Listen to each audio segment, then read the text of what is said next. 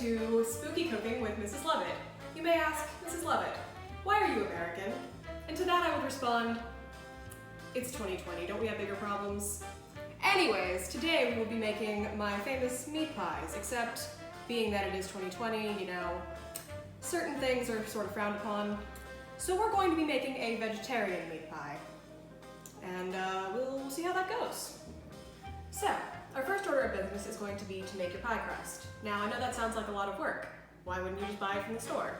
The answer is, that's a good question. I didn't think to buy it from the store.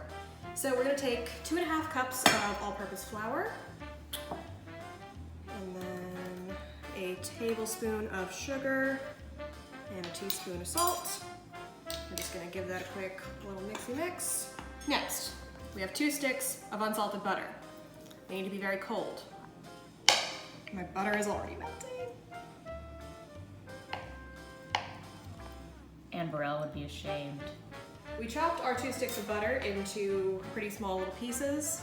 And now, if you have like a dough hook, you could use that, but I don't have one.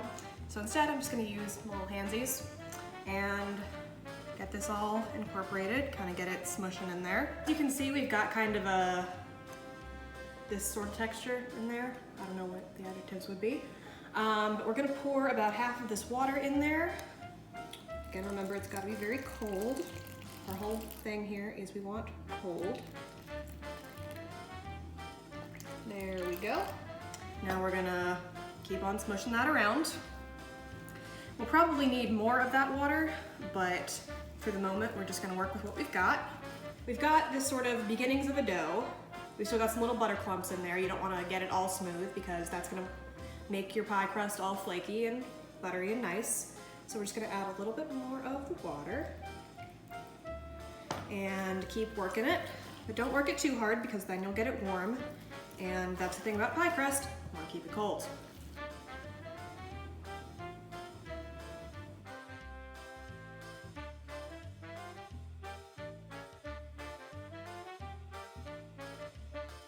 All right, so here we have about a tablespoon of unsalted butter melting in our pan.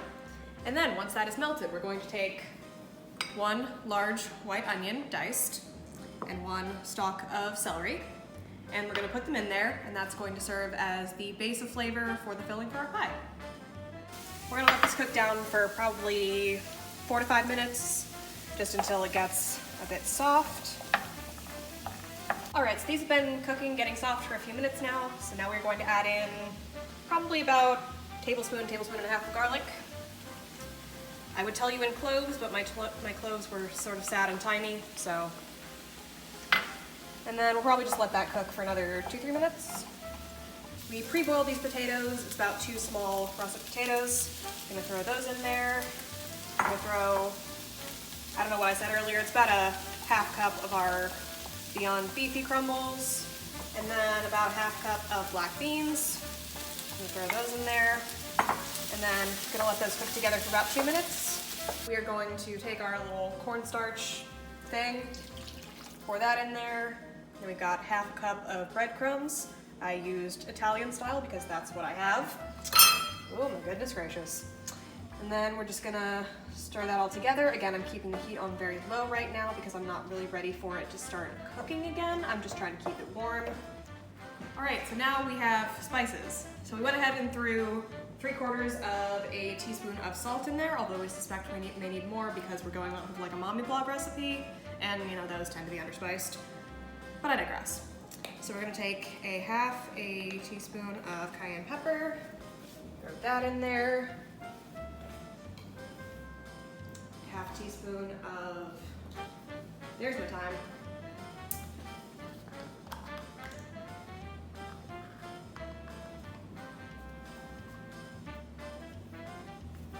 After thyme, we have pepper.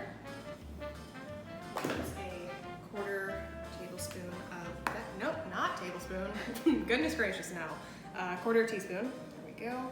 Just gonna sort of eyeball that. Again, suspect we may need more later, but I'll come back to it. Then we need rosemary. Get about a 1/4 to a ½ teaspoon of that. doesn't fit in the container. That's cool. You know, be like that. Now we have sage. Need a 1/4 teaspoon. Will this? No, it will not. Cool. Neat. Love that. Just gonna use our old friends, our eyeballs. Well, that's probably fine. Throw that in there. And then just a teeny smidge of ground cloves. And then I'm going to turn the heat back up to medium and stir that all together. And now, well, you know, deep in my evil little heart, I really wish this were not vegetarian / human free. So, we're going to try to give ourselves a little bit of that more authentic experience. I've got some red food dye here. You could probably use beet juice if you've got that. We do not. So we're just gonna have some fun with this and see if we can't get it a little bloodier looking.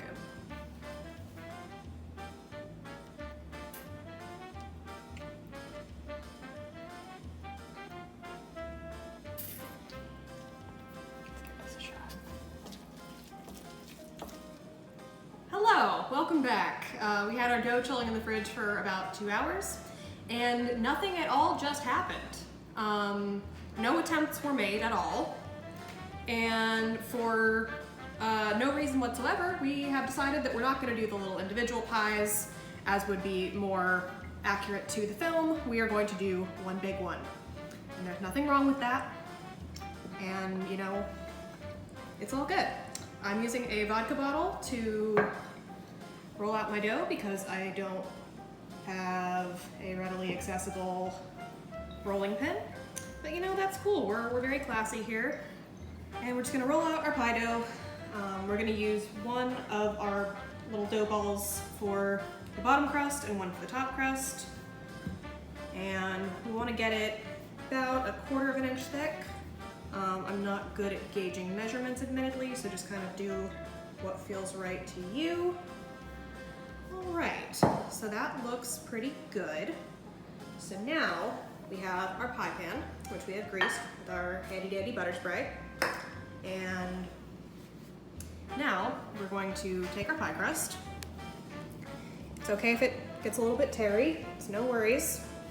And you're just gonna sort of finagle it into your little pie pan. And you know, it might look a little wonky, but that's okay. Because you're always gonna wind up with more dough, like extrusion on the sides than you meant to, and that's okay. That's just fine. So now you're going to take a knife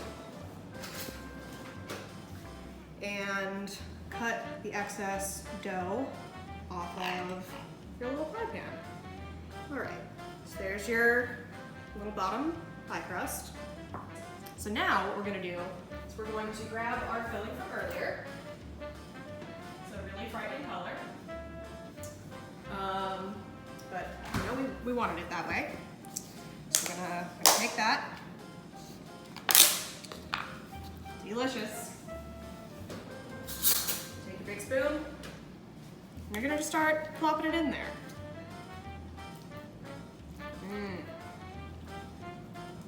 Yum, yum. You know, you don't want a sad little thin pie. Nobody wants that. You want a thick boy. You may be asking yourself, Mrs. Levitt, aren't you making a mess of your kitchen? And the answer would be yes. But you know, I don't have anything to do. Why shouldn't I clean my kitchen? And there's flour all over me, but you know, somebody's into that. Gather up our pie crust. Just slap her on top of there. And cut off the excess.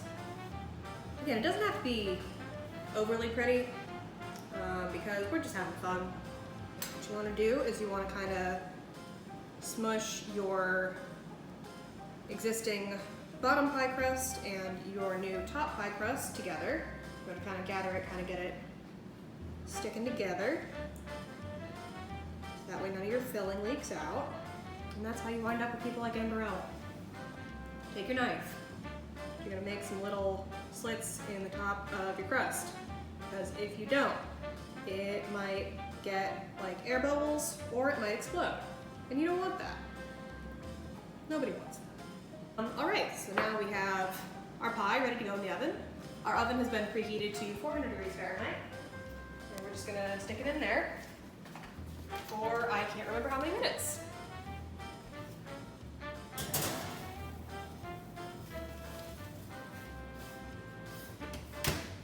All right, so here we have our final results. As you can see, it looks pretty good.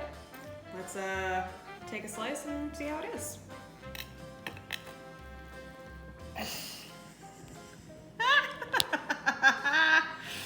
Okay, well, you know, we can reconstruct it. It's fine. It's fine. It's fine. We're doing great here. We're so talented. You know, this, Where'd the bottom go? The bottom is here. Just doesn't really stick together very well. You know, but that's okay. What a beautiful slice of pie we have. I think I'll give it a try. It's very hot.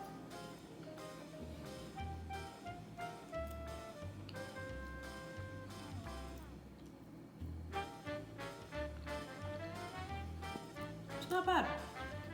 It's not bad. It's a little, might still be a little under-seasoned. But you know, I think that if you're gonna insist on making your meat pies without the most important ingredient, you know, this is possible. I'm into it.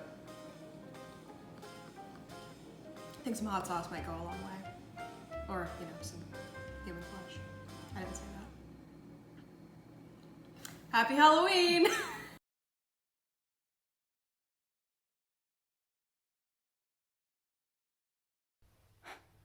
Darkness spills across the sky like an oil plume. The moon reflects bleached coral. Tonight, let us praise the sacrificed. Praise the souls of black boys enslaved by supply chains who carry bags of cacao under West African heat. Trick or treat, smell my feet. Give me something good, sings a girl dressed as a Disney princess. Let us praise the souls of brown girls who sew our clothes as fire and thread sweatshops into smoke and ash. Trick or treat, smell my feet, give me something good, whisper kids disguised as ninjas. Tonight, let us praise the souls of Asian children who manufacture toys and tech until gravity sharpens their bodies enough to cut through suicide nets. Trick or treat, smell my feet, give me, shout boys camouflaged as soldiers. Let us praise the souls of veterans who salute with their guns because only triggers will pull God into their ruined temples. Trick or treat, smell my feet, chant kids masquerading as cowboys and Indians. Tonight, let us praise the souls of Native youth, whose eyes are open pit uranium mines, veins are poisoned rivers, hearts are tar sands tailing ponds. Trick or treat, says a boy dressed as the sun. Let us praise El Niño, his growing pains. Praise his mother, Ocean, who is dying in a warming bath among dead fish and refugee children. Let us praise the mothers of asthma, mothers of cancer clusters, mothers of miscarriage. Pray for us, because our costumes won't hide the true cost of our greed. Praise our mothers of lost habitats, mothers of fallout, mothers of extinction. Pray for us, because even tomorrow will be haunted. Leave them. Leave us. Leave.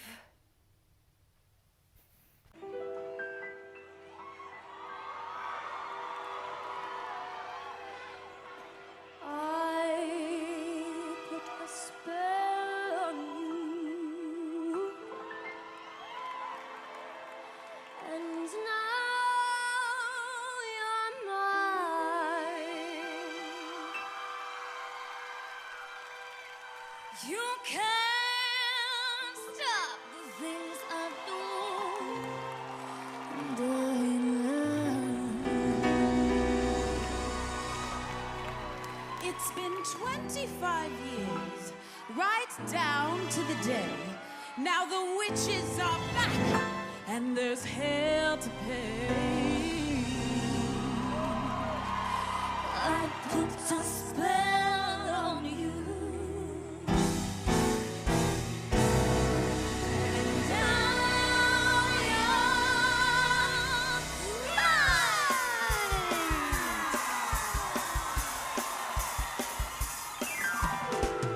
Hello, Hollywood. You like what you see? You better, or we'll bury you alive. I put a spell on you, and now you're gone. So long, my lonely fella. And it was your wretched little lives have all been cursed 'cause of all the witches working, baby. I know worse. I put a spell on you, and now you're mine. Watch out, watch out, watch out, watch out. She lies. If you don't believe, you better get superstitious. Ask my sister. She's vicious. Thank you. I put a spell on you. I put a spell on you. Oh, I put a spell on you. Sister. Here we go. I say it's a pie, up and baby, up and die. I say it's a pie, up and baby, up and die. In Kama Koriyama. In Kama Koriyama. Hey, hey, hey. Say bye-bye. Until you die. There is a girl with teeth as sharp as knives. She lives in a mix-matched castle, or should I say, she survives. She has but only one friend, the butcher's boy from down the street. He sends her little letters with the family's mincemeat. Her name is Flannery. And if there's one thing she's good at, it is trickery. Flannery tells the butcher's boy tall tales of great danger and mystique. She sends her little lies on a raven's beak. Her teeth may be sharp as any can be, but Flannery smiles, and all her teeth gleam.